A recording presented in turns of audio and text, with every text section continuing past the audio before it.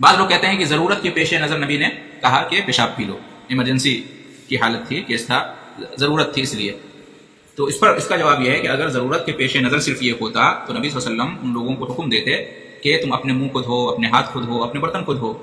اس لیے کہ انہوں نے کیسے پیشاب پیا ہوگا اونٹ کا؟ برتن میں لے کر، تو برتن ناپاک ہو گیا اگر وہ ناپاک ہوتا تو. اگر پیشاب اونٹ کا ناپاک ہوتا تو برتن بھی ناپاک ہو گیا. ہاتھ لگے ہوں گے، ہاتھ ناپاک ہو گیا. منہ لگے ہوں گے پینے میں، آپ صلی اللہ علیہ وسلم نے حکم نہیں دیا کہ اپنے ہاتھ کو دھو، برتن کو دھو، منہ کو دھو.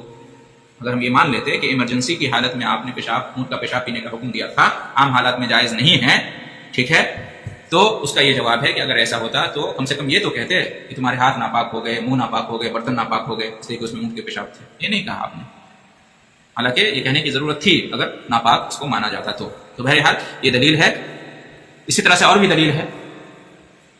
ایک صحابی نے پوچھا کہ کیا میں جہاں پر بکریوں کو باندھا جاتا ہے، اس کو کیا کہتے ہیں؟ باڑ، بکریوں کا باڑا، کیا میں اس میں نماز پڑھ سکتا ہوں؟ تو آپ سے نے کہا کہ ہاں نماز پڑھ سکتے ہو. دوسری حدیث میں ہے کہ سلو فی مرابض الغنم ولا تسلوا فی اعتان الابل، کہ بکریوں کے بارے میں نماز پڑھ سکتے ہو لیکن اونٹ کے بارے میں نماز نہیں پڑھ سکتے. جہاں اونٹ کو باندھا جاتا ہے وہاں نماز نہیں پڑھ سکتے، اور جہاں بکریوں کو باندھا جاتا ہے وہاں نماز پڑھ سکتے ہو. نبی صلی اللہ علیہ وسلم نے حکم دیا ہے. تو جہاں بکریاں باندھی جاتی ہیں وہاں بکریوں کے پخانہ پیشاب تو لازمی رہتے ہیں، پھر بھی آپ نے حکم دیا کہ وہاں نماز پڑھو.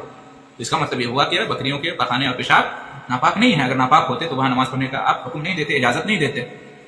اس لیے کہ بکری کون سا جانور ہے؟ حلال جانور ہے، ٹھیک ہے. تو اونٹ کی بھی دلیل ہو گئی، بکری کی بھی دلیل ہو گئی. اسی پر قیاس کرتے ہوئے گائے، بھیڑ، جو بھی حلال جانور ہے سب کے بارے میں یہی حکم ہوگا، ٹھیک ہے. یہاں پر ایک چیز آپ نے غور کیا، اونٹ کے بارے میں نماز پڑھنے سے کیوں منع کیا؟ نہیں، خطرناک جانور ہے، وہ آپ کو مار سکتے ہیں، دبوچ سکتے ہیں، ہے کہ نہیں. بکریوں سے تو کوئی ڈر نہیں ہے، لیکن اونٹ جو ہوتا ہے بڑا، ہاں کہتے ہیں کہ بڑا کینہ رکھنے والا جانور ہے. ہو سکتا ہے وہ نماز پڑھنے لگے اور وہ بدلہ لے لے پرانا کوئی انتظام، ہے کہ نہیں. جی ہاں، بہت ڈینجر ہوتا ہے، تو اس لیے منع کیا. اس لیے نہیں کہ جو ہے ناپاک ہوتا، ورنہ ناپاک ہوتا تو بکریاں بھی سیم حلال ہے اسی طرح اونٹ کی طرح سے. اسی طرح ہاں سب سے ماہر. نبی صلی اللہ علیہ وسلم نے حجۃ الوداع میں طواف جب کیا تو اونٹ پر سوار تھے. غور کیجیے، طواف کیا تو کس پر سوار تھے؟ کس جگہ پہ؟ دنیا کی سب سے پاک جگہ خانہ کعبہ. اس سے پاک جگہ تو کوئی نہیں ہے. وہاں آپ نے طواف کیا. طواف کہاں کیا جاتا ہے؟ خانہ کعبہ سے بالکل چاروں طرف طواف کیا. طواف کے وقت آپ نے رکن یمانی کو چھوا ہوگا، حجر اسود کو جا کے بوسہ لیا ہوگا، ہے کہ نہیں. اور اونٹ ساتھ میں، اونٹ پر آپ سوار ہیں. آج کے زمانے میں اگر بکری کو یا بیل کو مسجد میں ڈال دیا جائے تو شور ہنگامہ ہو جائے گا، ہوگا کہ نہیں ہوگا. لیکن خانہ کعبہ دنیا کی سب سے عظیم مسجد، وہاں آپ اونٹ کو لے گئے. آج لوگ کہیں گے کہ بے حرمتی کر رہے ہیں، گستاخی کر رہے ہیں، تو یہ کر رہے ہیں، وہ کر رہے ہیں. تو اونٹ کو جب آپ سب لے گئے طواف کی جگہ پر تو اونٹ پیشاب بھی کر دیا ہوگا یا کر سکتا تھا، ہے کہ نہیں. معمول تو نہیں ہے. تو اس طرح کی کوئی روایت نہیں آئی ہے کہ اونٹ نے پیشاب کر دیا یا نہیں کیا، یا اس کو دھویا نہیں دھویا. لیکن بہرحال امکان تو تھا نا کہ اونٹ پیشاب کر سکتا ہے.